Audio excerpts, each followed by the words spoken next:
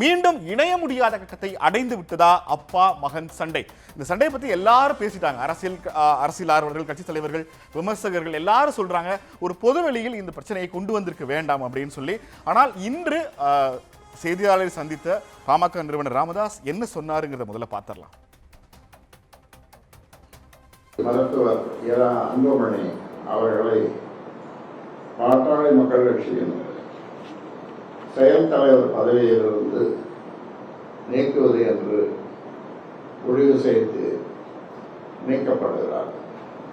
மேலும் கட்சியின் எதிர்கால வளர்ச்சிக்கு அவருடைய நடவடிக்கை மற்றும் போக்கு மிகப்பெரிய குந்தகம் விளைவிக்கும் செயலாக உள்ளதால் பாட்டாளி மக்கள் கட்சியின் அடிப்படை உறுப்பினர் பொறுப்பிலிருந்து அவரை உடனடியாக நீக்குவது என்று முடிவு செய்து கட்சியின் அடிப்படை உறுப்பினர் பொறுப்பிலிருந்து எந்த நிமிடம் முதல் அவர் நீக்கப்படுகிறார்.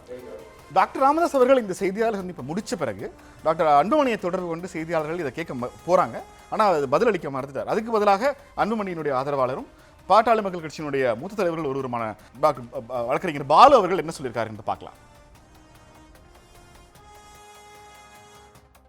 கட்சியினுடைய நிர்வாக